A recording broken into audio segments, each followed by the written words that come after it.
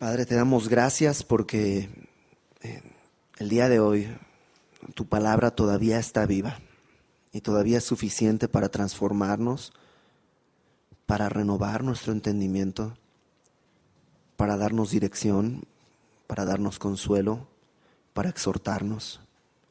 Tu palabra el día de hoy sigue siendo útil para enseñarnos, para redarguirnos, para corregirnos y para instruirnos en justicia. Esta noche te pedimos que, Señor, abras nuestro corazón, que tu palabra sea sembrada y en su tiempo podamos dar mucho fruto, fruto que abunde para tu gloria.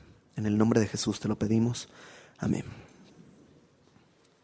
Hebreos capítulo 10. Llevamos ya 3 semanas en Hebreos capítulo 10, porque ha sido un pasaje en algunos momentos polémico, pero ha sido consolador realmente, ¿no? Y la semana pasada escuchamos una advertencia muy, muy, muy fuerte. ¿Recuerdas?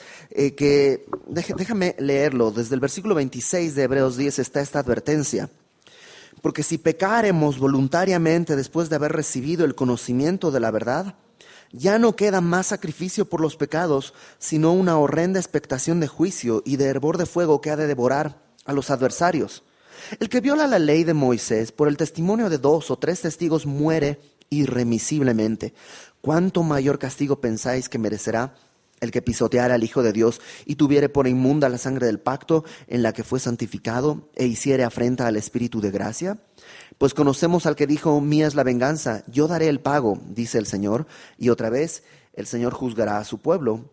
Horrenda cosa es caer en manos del Dios vivo.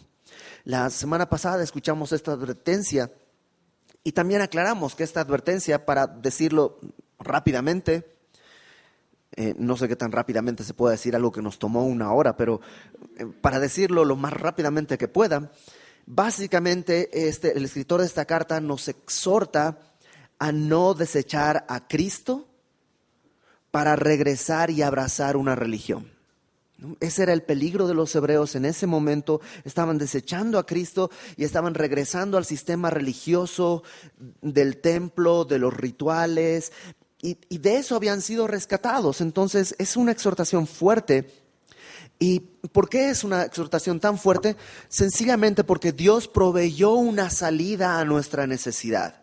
Y proveyó un camino, y lo estudiamos hace como 3 semanas, un camino nuevo y vivo a través de Cristo, a través del sacrificio de Cristo en la cruz del Calvario. Por tanto, regresar a una religión creyendo que eso puede traer salvación es desechar el sacrificio de Cristo. Y una vez desechado el sacrificio de Cristo, no quedan más sacrificios por los pecados, no hay nada más que hacer, no hay otra opción, sino esta sensación de caer en manos de un Dios vivo, y nos dice que es una horrenda cosa. Ahora, el capítulo 32 comienza con una de esas gloriosas palabras: pero. ¿No? O sea, sí, este panorama es difícil, es feo, es horrible. ¿Te imaginas si te dijeran el día de hoy: ¿sabes qué? Estás condenado, no hay sacrificio por tus pecados, vas a caer en manos del Dios vivo, y hay una expectación de juicio y de hervor para ti?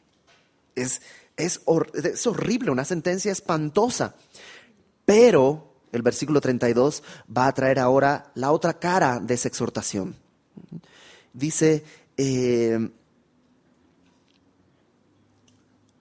nos va a dar a partir del versículo 32 3 formas o 3 razones por las cuales podemos seguir a Cristo.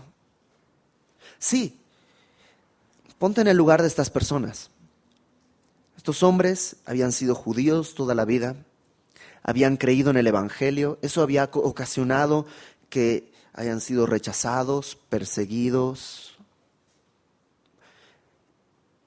Y de pronto, humillados, y hay en ellos una tentación a regresar. Y a veces tú y yo tenemos, ¿nunca te ha pasado eso, sinceramente? ¿Nunca has pensado: híjole, era mejor antes de ser cristiano? ¿No? Y sabemos que no es verdad. Pero creo que todos hemos vivido ese momento y si no lo has vivido, créeme, lo vas a vivir en algún momento. Y es necesario que lo vivas. ¿Por qué? Porque no tienes que, o sea, seguir a Cristo cuando tienes ganas de seguir a Cristo, pues lo hace cualquiera. El asunto es cuando tu corazón, tu entendimiento, las circunstancias, todo te dicen, ¿sabes qué? Era mejor antes. Pero tu fe dice no. Tus ojos te engañan, tu corazón te engaña, las circunstancias te engañan, la palabra de Dios es verdad. Por tanto, no importa todo, solo importa una cosa, lo que Dios dice. Y eso es verdad. Y te aferras a esa verdad para seguir adelante. No por tus sentimientos, no por las circunstancias, sino simplemente porque es verdad. Ok, ¿quién dejó su celular encendido? ¿Ven? Sí, los caché. 3 razones por qué seguir siguiendo a Cristo.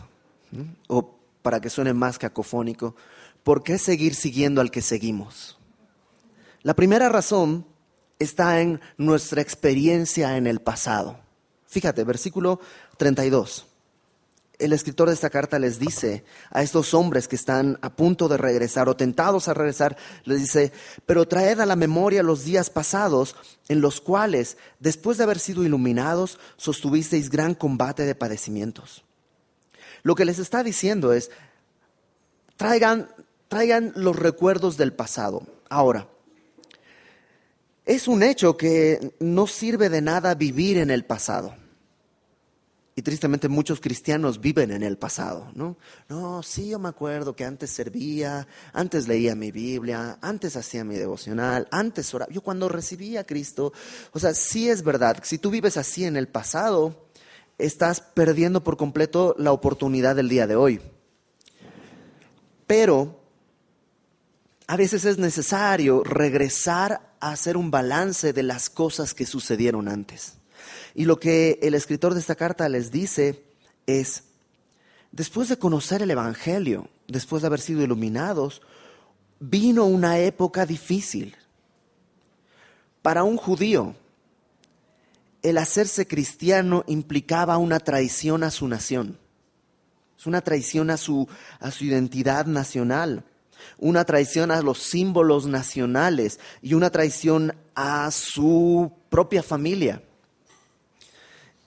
Un poco lo que yo nunca había visto que sucediera, pero sucede en México, ¿no? En México hay una religión tradicional y cuando un creyente o una persona conoce el Evangelio, en muchos sentidos los familiares lo consideran casi una traición a la familia, ¿no? Estás traicionando lo que nos dejó nuestra abuela, o no, es como bueno, más o menos eso, pero elevado a quién sabe cuánta potencia, es lo que un judío sentía cuando abrazaba el Evangelio.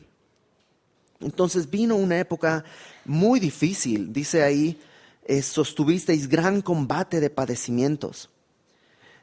Y fíjate, verso 33 dice, por una parte, ciertamente con vituperios y tribulaciones fuisteis hechos espectáculo, y por otra llegasteis a ser compañeros de los que estaban en una situación semejante. O sea, por un lado, todo este tipo de dificultades que vinieron, terminaron en burlas, difamaciones, y por otro lado, dice en el verso 33, llegasteis a ser compañeros con los que estaban en una situación semejante. O sea, se te asoció con otros cristianos. Y el día de hoy no tiene la carga de negatividad que en aquella época tenía.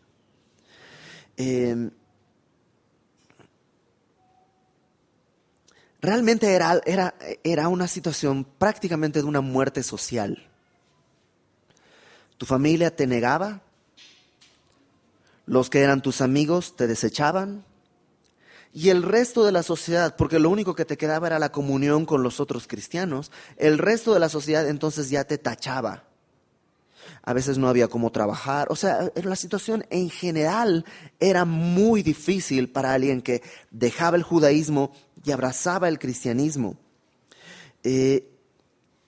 qué contraste, ¿no? Porque dice, llegasteis a ser compañeros de los que estaban en una situación semejante. La palabra compañeros ahí es koinonía, que tú conoces bien, que en griego habla de comunión, y no solamente comunión de, pues, vamos a tomar un café juntos, sino habla de compartir cosas, habla de sostenerse uno al otro. O sea, cuando creíste, sí, el resto se burló de ti públicamente, pero encontraste esta comunión con otros que también eran motivo de burla.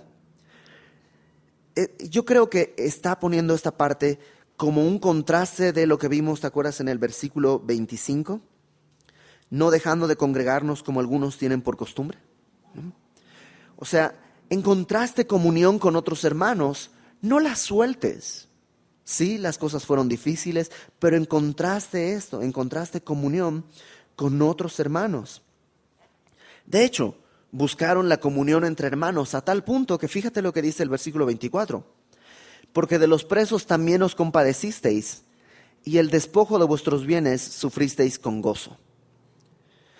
Cuando habla de presos acá, no está hablando de que ibas a visitar a la cárcel, como a veces nosotros hacemos, cuando vamos a predicar el evangelio a las cárceles, órale, pues vamos y predicamos el evangelio a cualquiera que esté ahí. No, acá está hablando de que iban a visitar a la cárcel a otros cristianos que habían sido encarcelados. Y el delito por el cual habían sido encarcelados era, ¿cuál? Ser cristianos. Por tanto, si tú vas a visitar a un cristiano, te convierte en un alto sospechoso de ser cristiano. Entonces, ir a visitar a un cristiano en la cárcel no era algo fácil, requería fe, requería amor, era algo que requería de ellos arriesgarse. Y lo que se les está diciendo, ¿se acuerdan cuando fueron iluminados, cuando recibieron el evangelio, cuando creyeron en Jesucristo? ¿Se acuerdan las dificultades que pasaron? Se burlaron públicamente de ustedes, los despreciaban, los desechaban. Buscaron comunión entre ustedes y en grupo fueron desechados. Pero no importaba, incluso iban a la cárcel arriesgándose para visitar a otros cristianos. No solo eso, fíjate lo que dice ahí en el versículo 34. El despojo de vuestros bienes sufristeis con gozo. ¿A qué se refiere esto de que el despojo de vuestros bienes sufristeis con gozo? Algunos comentaristas ven en este pasaje una marca de una posible fecha, dos posibles fechas en las cuales pudiera haberse escrito esto. ¿Por qué? Porque sabemos que esta carta no fue escrita al principio de la era cristiana, es decir, hubo una primera persecución después de la muerte de Esteban, no sé si ustedes lo recuerdan, muere Esteban y hay una gran persecución contra la iglesia que Pablo está dirigiendo. La mayor parte de los comentaristas dicen, esta carta todavía no fue escrita en ese momento. Otra persecución se dio en el año 49 exactamente, que está también narrada en el libro de Hechos, cuando el emperador Claudio manda a que todos los judíos salgan de Roma. Y si tú recuerdas,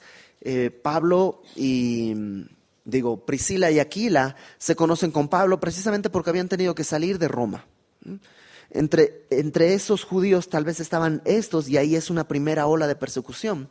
Pero hay una segunda ola de persecución importante en el primer siglo, que es la que tiene que ver con Nerón. Nerón en el año 64 desata una terrible persecución en la que los cristianos eran tomados, eran arrojados a los circos con fieras que se los comían, o eran quemados vivos en una hoguera para iluminar el jardín de Nerón, como antorchas humanas.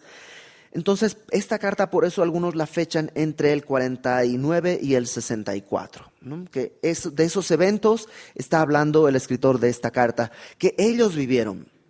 Y obviamente, parte de todo lo que estaba sucediendo era que eran despojados de sus bienes. Eran arrancados de sus casas, como el día de hoy sucede en ciertas comunidades, aquí mismo en México. Aquí mismo en México, y me enviaron un mensaje, un mail en la semana de una comunidad, me parece que en Chiapas, que se juntaron todos los de la población y expulsaron a los cristianos que habían, quedándose con sus tierras, quedándose con sus casas, con todas sus pertenencias, con todos sus ganados, con todo, los expulsaron de la comunidad. Y cuando intentaron, y siempre por el único delito de que ellos son cristianos, ¿no? Y cuando intentaron regresar para tomar posesión de lo suyo, los secuestraron, los golpearon, les rociaron gasolina, los pusieron al sol. Y todo esto te estoy hablando de hace un par de meses. No te estoy hablando de hace 500 años o 700 años. El gobierno tuvo que intervenir y, o sea, eso es lo que está hablando acá. No han cambiado muchas cosas, pero eso es lo que estaban viviendo ellos. Y dice, con gozo sufrieron el despojo de vuestros bienes. Ahora, no es que el perder sus bienes los llenaba de gozo, porque a todo el mundo que de pronto te quedes sin nada, no te va a producir gozo eso. ¿Sí me explico? No veamos que eran unos locos, unos hombres extraños que les quitaban sus cosas y se reían. No, pero sí me muestra que había algo importante. Fíjate, sufrieron con gozo esto. ¿Por qué? Dice después en el verso 34, sabiendo que tenéis en vosotros una mejor y perdurable herencia en los cielos. Aquí estaba la clave. Podían sufrir con gozo porque sabían que tenían una mejor y perdurable herencia en los cielos. Y la palabra sabiendo que está ahí en el verso 34 es una palabra en griego muy interesante. En griego es la palabra ginosko, que habla de un conocimiento, pero que está en base a la experiencia. Déjame ponértelo de esta manera. Un oncólogo conoce todo de cáncer. Un oncólogo puede ser el experto más grande del mundo en cáncer y sabe todo tipo de cáncer, tratamientos, sabe todo tipo de cáncer. Pero una persona que tiene cáncer conoce el cáncer de una manera en la que el oncólogo nunca la va a conocer a menos que tenga cáncer. El conocimiento de esta persona que tiene cáncer es lo que en griego se diría ginosko. El doctor tiene un conocimiento pleno de la enfermedad, pero no se la ha topado, no la conoce.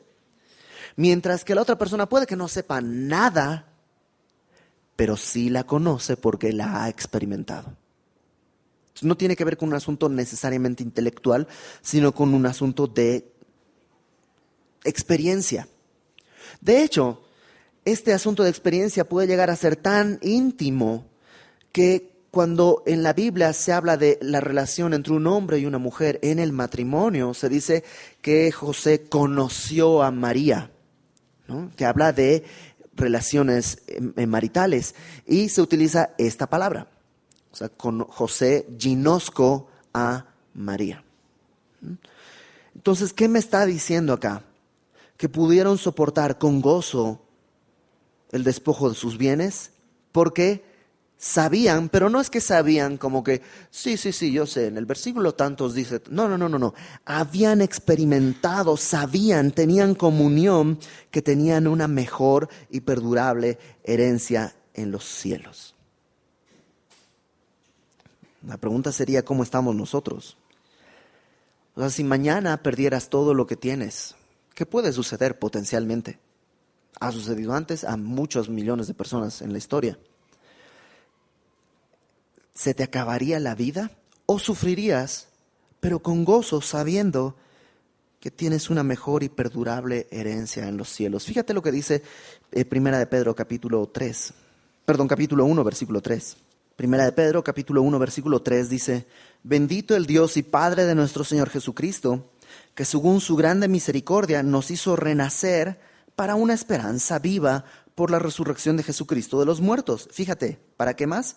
Para una herencia incorruptible. Si te heredan una casa aquí, se va a ir deshaciendo poco a poco. Tu herencia en los cielos es incorruptible, no se corrompe, incontaminada, no se ensucia, inmarcesible, no se marchita, reservada en los cielos para vosotros, que sois guardados por el poder de Dios mediante la fe, para alcanzar la salvación que está preparada para ser manifestada en el tiempo postrero. ¿Qué es lo que está pasando?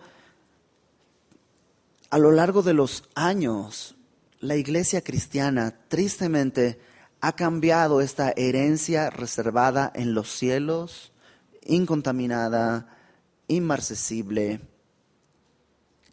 incorruptible, la ha cambiado por lo que podemos encontrar aquí en la tierra. Y tristemente las iglesias cada vez más y más y más están enfocadas en las cosas terrenales, en los bienes terrenales. Y déjame ir un paso más allá. No solo las iglesias, los creyentes hemos estado cada vez más fijados, más enamorados de los bienes de esta tierra. Realmente no lo sé, y cuando digo no sé es una duda genuina. No sé cuántos de nosotros en verdad podríamos sufrir con gozo el despojo de todos nuestros bienes. Si a veces porque se pone alguien en la fila y nos quitan 5 o 10 minutos de nuestra vida, nos sentimos completamente ofendidos y amargados. Y ¿cómo ellos podían soportar esto? Porque habían experimentado que tienen una herencia en los cielos. ¿Y cómo puedo yo experimentar? ¿Cómo puedo yo dejar de enfocarme en lo que gano o en lo que pierdo? Porque también está eso, ¿no? No solamente lo que pierdo, sino también lo que gano puede ser mi fuente de gozo, lo que gano. ¿Cómo puedo quitar mi mente de lo que gano o de lo que pierdo aquí? Recordando días pasados. A no ser que hayas nacido en cuna de oro, la mayor parte de nosotros hemos tenido días difíciles en nuestra vida, en muchos sentidos, ¿no? Y cuando no hay para la renta, puedes recordar que ya pasó eso antes. O sea, la neta, pasa casi 12 veces al año, ¿no? Y el día de hoy estoy acá y quiere decir que se ha pagado la renta de alguna manera, ¿no? Cuando nuestra fe está siendo probada, es porque Dios quiere darnos esa madurez. Déjame ponerte otro ejemplo. Cuando tú tienes un hijo, uno solo, y le da gripa, híjole, te quieres morir, ¿no? Así, le dio el aire, ¿no? O sea, es que es como cuando tienes 2 o 3, ¿no? Ya la gripa, la verdad es el menor de todos los males, ¿no? Y no es que dejas de querer a tus hijos, porque no es que ya no lo quiero, ya no me importa. No, los sigues amando, pero para cuando tienes el segundo y el tercero, ya has experimentado la fidelidad de Dios en esas cosas y sabes, va a pasar. Va a pasar. Lo mismo tiene que pasar en nuestras vidas. Y si no está pasando eso, tienes que hacer memoria y recordar que hubo momentos difíciles y que Dios fue fiel. Ese es mi hijo. Si hubiera sido la primera, yo hubiera dicho, perdón, tengo que ir a ver qué está pasando con mi hijo. Dios es fiel y es real. Y su fidelidad es real y es realmente fiel. Y como quieras mezclar esas dos palabras, siempre describen a Dios. Solo tienes que recordar los días pasados y darte cuenta de que Dios siempre fue fiel, siempre fue real, siempre fue realmente fiel, siempre fue fielmente real, o como quieras mezclar esas dos palabras. Entonces, ¿cómo seguir siguiendo al que seguimos? A pesar de las pruebas, a pesar de las tentaciones, a pesar de todo. Número 1, pon la vista atrás y fíjate qué tan fiel ha sido Dios. Número 2, versículo 34. 5. No solo la fidelidad de Dios en el pasado, sino también la inminencia de la recompensa en el futuro. La inminencia de la recompensa en el futuro. Dice el verso 35, no perdáis pues vuestra confianza, que tiene grande galardón. Hay un gran galardón. Por ello, no pierdas la confianza. Fíjate el verso 36 dice, porque os es necesaria la paciencia para que habiendo hecho la voluntad de Dios obtengáis la promesa. La palabra paciencia literalmente habla de mantenerse abajo. ¿Cuántas veces cuando viene una prueba tú y yo decimos, Señor, que se acabe la prueba, que se acabe, quítame la prueba, quítame, que se acabe, Señor, ¿no? Y dice, Señor, está bien, si quieres voy a tener paciencia y voy a esperar, pero estamos esperando queriendo correr. A nadie le gustan las pruebas, es verdad. Pero ¿qué tal si pongo mi mente hacia adelante en un gran galardón que voy a recibir? Y entonces puedo tener esta perspectiva. Necesito paciencia. Necesito aprender a quedarme aquí para que habiendo hecho la voluntad de Dios, obtenga esa promesa. La salvación no se pierde, pero te digo una mala noticia, la recompensa sí podemos perder. Fíjate lo que dice 1 Corintios capítulo 3. 1 Corintios capítulo 3, versículo 11, dice, porque nadie puede poner otro fundamento, 1 Corintios 3, 11, nadie puede poner otro fundamento que el que está puesto, el cual es Jesucristo. Entonces, si en tu vida ya has puesto el fundamento, es Jesucristo, nadie puede poner otro fundamento. Ya está puesto, ya está firme, nadie va a poner otro fundamento ahí donde está Jesucristo. Y si, verso 12, y si sobre este fundamento alguno edificare oro, plata, piedras preciosas, madera, heno, hojarasca, la obra de cada uno será manifiesta, porque el día la declarará, pues por el fuego será revelada, y la obra de cada cual sea el fuego la probará. Y si te fijaste, los materiales claramente están divididos en dos, los que soportan el fuego y los que se queman, ¿no? Dice en el versículo 12, oro, plata, piedras preciosas, esas cosas las puedes quemar y no les va a pasar nada. Madera, heno, hojarasca van a desaparecer. Entonces básicamente dice con qué vas a edificar. Con cosas que soportan el fuego o con cosas que se queman. Porque la obra de cada uno, todo lo que hacemos, todo lo nuestro, va a ser manifiesta, por fuego va a ser revelada, el fuego la va a probar. Verso 14. ¿Te das cuenta que el fundamento no? Solo la obra, lo que estás edificando sobre el fundamento. Si permaneciere la obra de alguno que sobreedificó, ¿recibirá qué cosa? Recompensa. O sea, si edificaste con oro, con plata, con piedras preciosas, pasa el fuego y queda, ¿sabes qué? Ahí está tu recompensa, te van a dar. Si la obra de alguno se quemare, si edificaste con heno, con madera, con hojarasca, él sufrirá pérdida, si bien él mismo será salvo, aunque así como por fuego. ¿A qué se refiere esta última frase? O sea, vas a ser salvo, pero pues, todo como en quien escapa del fuego. O sea, nada más con lo que llevas puesto así corriendo, todo va a ser quemado. Vas a sufrir pérdida. Un pastor dice, cuando llegues al cielo nunca vas a decir, ay, debí haber dedicado más tiempo a mi carrera. Debí haberle dedicado más tiempo a mantener mi coche limpio. Debí haberle dedicado más tiempo a construir una casa más grande. No, nadie va a llegar con eso. Y no es que está mal esas cosas, pero el problema es cuando esas cosas son el centro de tu vida. Entonces todo lo estás edificando con madera, ¿no? Con hojarasca.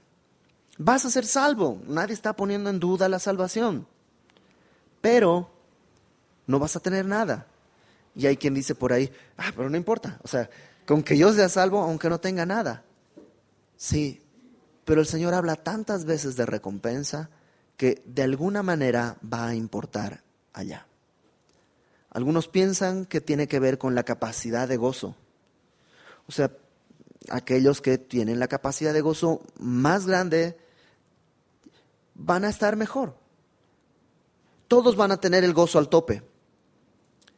Pero ponlo de esta manera. A mi hijo, si mi hija corre alrededor de él, se destornilla de risa. Se corre, y el otro, ¿no? Porque es un bebé y está al tope de su capacidad de gozo. Ahora, si hacemos eso con cualquiera de nosotros, probablemente no vas, o sea, en el mejor de los casos vas a decir, ay, mira qué simpática. Pero no dices, estoy a mi capacidad tope de gozo. ¿Por qué? Porque has madurado, has crecido en muchos aspectos. Algunos piensan que este asunto de recompensas, estando allá, va a tener que ver con eso. Habrá quienes los vas a ver en la calle corriendo alrededor uno del otro y ¿no? Y habrá otros que van a tener otro tipo de deleites, ¿no? Todos al tope de gozo, pero unos con más tope que otros. No lo sé si será así. Sí sé una cosa, va a importar allá. Va a importar. Así que pelea por esa recompensa. ¿Y cómo puedo? ¿Qué es lo que me dice ahí? No perdáis vuestra confianza, que tiene grande galardón, porque os es necesaria la paciencia para que, habiendo hecho la voluntad de Dios, obtengáis la promesa. Y ¿cómo puedo perseverar en esto? Bueno, el verso 37 me dice, porque aún un poquito, y el que ha de venir vendrá, y no tardará. O sea, tanto los hebreos, que fueron los que recibieron esta carta, como nosotros, podemos estar tentados a regresar a una vida anterior, a una vida de idolatría, de religión o de lo que sea. ¿Cómo evitarlo? Número uno, recordando la fidelidad en tiempos difíciles y también mirando hacia adelante, podemos ver la recompensa que está firme. Y cuando digo mirar hacia adelante, no tienes que estar mirando, sí, en la eternidad tendremos recompensa. Porque lo que me dice el verso 37 es que aún un poquito. Y en griego esa es una serie de palabras que son repetidas y enfáticas. Más o menos lo podríamos traducir así, como aún un poco, mucho, poco, poquito. O sea, es así, es tan intenso el falta poquito y el que ha de venir vendrá y no tardará. Hacia adelante, no mires hacia la eternidad, algún día recibiré mi recompensa. Falta poquito, falta poco, poco, poquito, mucho, poco, poquito. Eso falta para llegar, para que Él venga por nosotros. Ahora, el verso 37 y el verso 38 tienen una gran dificultad, porque el 37 y el 38 son en realidad una cita del Antiguo Testamento. Ustedes saben, el escritor de esta carta no nos está dando sus ideas, nada más. O sea, tengo una idea y nos pinta lo que él piensa y luego cita el Antiguo Testamento para decirnos de dónde sale ese pensamiento, porque no nos interesa el pensamiento humano, sino lo que la palabra de Dios dice. Y me encanta porque todo lo que nos ha estado diciendo, siempre después de explicarnos, nos cita la palabra para mostrarnos de dónde está saliendo esa instrucción. Y en este caso, esto lo saca de Habacuc, capítulo 2, versículos 3 y 4.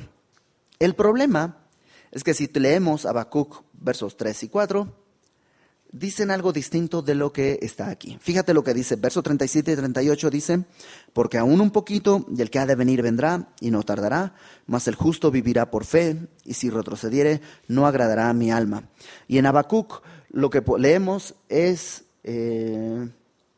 aunque la visión tardará aún por un tiempo, mas se apresura hacia el fin y no mentirá. Aunque tardare, espéralo, porque sin duda vendrá, no tardará. He aquí que aquel cuya alma no es recta se enorgullece, mas el justo por su fe vivirá. Y tú dices, ¿cómo de ahí llega aquí? O sea, son cosas completamente distintas. Bueno, la primera explicación es porque el escritor de esta carta, como la gran mayoría de las veces que sucede en el Nuevo Testamento, cuando está tomando un pasaje del Antiguo Testamento, lo toma de la Septuaginta. La Septuaginta es una traducción del Antiguo Testamento, llamémosle, al griego. ¿Sí me cachan? O sea, no está tomando de una versión hebrea, sino de una versión griega que tiene la traducción del Antiguo Testamento. Esta traducción se la hizo entre el siglo III y el siglo II antes de Cristo. Y cuando en el Nuevo Testamento citan algo del Antiguo, normalmente es de la Septuaginta. Y en la Septuaginta, te voy a leer lo que dice. En la Septuaginta dice, por esto, porque todavía hay visión para un tiempo, y saldrá a término, y no en vano.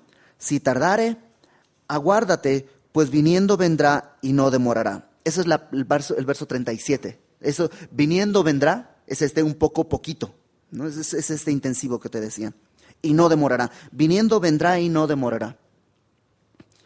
El siguiente versículo dice, si se retrajere, no se complace mi alma en él, pero el justo por la fe vivirá.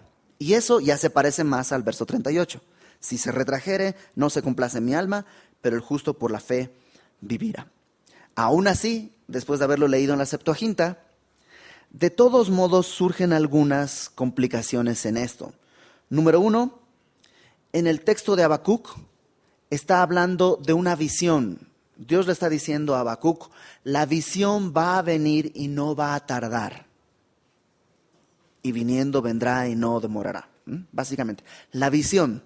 Mientras que aquí el escritor de esta carta toma ese pasaje y lo aplica ¿a quién? A Jesucristo. No dice la visión vendrá, sino Jesucristo es el que un poquito y el que ha de venir vendrá y no tardará. La segunda dificultad que hay en esta porción tiene que ver con que el versículo 38 está al revés. Te leo la Septuaginta. La Septuaginta dice, si se retrajere, no se complace mi alma, pero el justo por la fe vivirá. En nuestra versión en el Nuevo Testamento está al revés. Mas el justo por la fe vivirá, y si retrocediere, no agradará mi alma. ¿Por qué el escritor de esta carta se toma esas libertades de cambiar un poco? En vez de la visión, Jesucristo, y luego vamos a invertir el orden del siguiente versículo. La verdad es que no lo sé. Y no creo que haya una respuesta que pueda satisfacer a quien quiera encontrarle preguntas. Una cosa sí sé. En el Antiguo Testamento, muchas imágenes son solo la sombra de lo que más adelante tendría que ser cumplido en Cristo. ¿Sí me entienden? Entonces no es raro que lo que aquí es la visión en el Antiguo Testamento, en el Nuevo Testamento sea Jesucristo el que va a venir. En segundo lugar, ¿por qué invierte el orden? Yo creo simplemente para enfatizar que el justo vivirá por fe. Y esa frase, ¿tú recuerdas? El justo vivirá por fe, aparece 3 veces en el Nuevo Testamento. En Romanos, el justo vivirá por fe. En Gálatas, el justo vivirá por fe. Y en Hebreos, el justo vivirá por fe. En Romanos, creo que habla de quién es el justo. El justo vivirá por fe. Y esta sería una prédica increíble un día tenerla. Como en Romanos el justo vivirá por fe, hace énfasis en quién es el justo. En Gálatas, el justo vivirá por fe, hace énfasis en cómo va a vivir. Y en Hebreos, el justo vivirá por fe, es la puerta para lo que la próxima semana empezaremos a ver, que es qué es entonces la fe, que es en el capítulo 11, el capítulo más grande acerca de la fe. Entonces, déjame resumir. ¿Podemos seguir siguiendo al que seguimos por la experiencia del pasado? ¿Por la inminencia de la recompensa futura? Porque un poquito y el que ha de venir vendrá y no tardará. Y número 3, y con esto vamos a terminar, por un temor de desagradar a Dios. Temor de desagradar a Dios. Yo no sé cuántas veces, realmente cuántas veces en nuestra vida, en el día a día, nos ponemos a pensar si realmente lo que voy a hacer o lo que estoy haciendo agrada a Dios. Muchas veces vivimos de manera mecánica sin considerar a Jesucristo. Y fíjate, el verso 38 dice, el justo vivirá por fe, y si retrocediere, no agradará a mi alma. ¿Quieres agradar al Señor? No retrocedas. No regreses a lo anterior. Verso 39. Pero nosotros no somos de los que retroceden para perdición, sino de los que tienen fe para preservación del alma. Me encanta esto, porque hay un contraste bien importante entre los que retroceden para perdición y los que van hacia adelante para preservación. Se diferencian solo en una cosa: no es valentía, no es inteligencia, es fe. Los que no tienen fe van a retroceder. Los que tienen fe son los que no retroceden, sino que tienen fe para preservación del alma. Y fe, una vez más, no es algo místico, así, o sea, voy a empezar a andar por fe. ¿No? ¿Y qué quiere decir eso? Pues que le voy a creer a Dios, que no voy a mentir, porque Dios dice que está mal mentir. Voy a tratar a mi esposa como un vaso más frágil. Voy a entregarme por ella, porque Dios me dice que tengo que entregarme por ella como Cristo se entregó por la iglesia. Voy a trabajar haciendo las cosas como para el Señor. Voy a dejar de estar quejándome todo el tiempo. O sea, eso es caminar por fe. Y no son cosas místicas así de No, es caminar bien, caminar con los dos pies en la tierra, pero con los ojos puestos en el cielo. Eso es caminar por fe. Y si caminas por fe, vas a poder perseverar. No quieres retroceder. Ahora, todos, como te decía hace un momento, hemos llegado o vamos a llegar a un punto en el que, ya sea por presión social, ya sea por cansancio, ya sea por el engaño del pecado, ya sea por temor, por cualquier razón, vamos a ser tentados a regresar.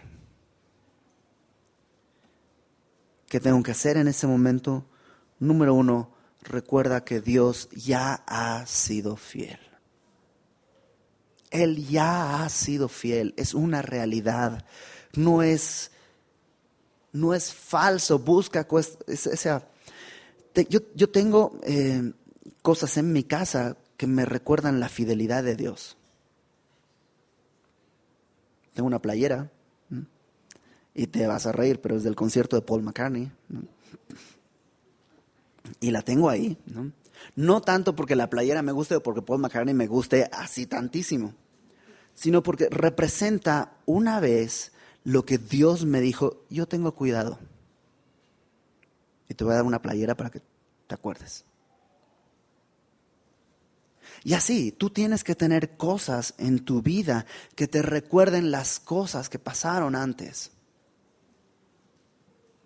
Y yo les he platicado muchas de las cosas en mi vida, como Dios ha sido fiel. Como cuando yo quise casarme, pues no tenía nada, no tenía ni un peso. Y Dios ha sido fiel hasta el día de hoy. Entonces, recuerda las cosas reales en las que Dios ya ha sido fiel.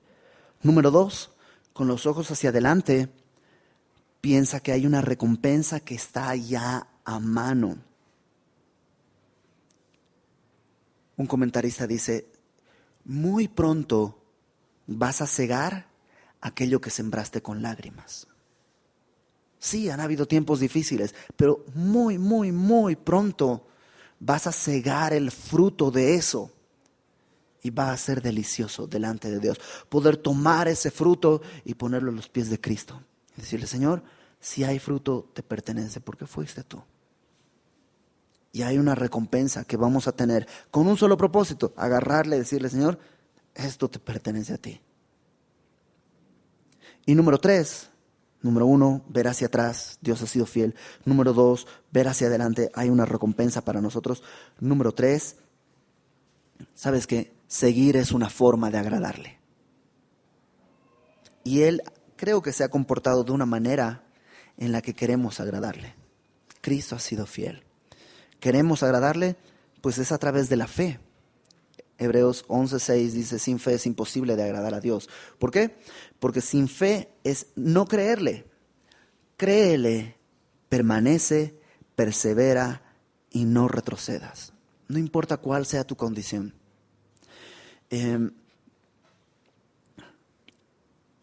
Te cuento esta historia y con eso terminamos. En Bolivia tenemos un héroe nacional que es Eduardo Avaroa.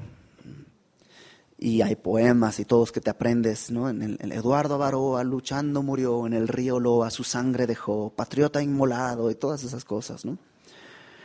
¿Y por qué es tan importante Eduardo Avaroa? Porque en la Guerra del Pacífico, una guerra que hace una eternidad se sostuvo con Chile, en la ciudad, en el puerto de Antofagasta, cerca, hay un río que es el río Loa y hay un puente, el puente del Topáter. Y Eduardo Avaroa está luchando, por lo menos esta es la historia que te cuentan, ¿no?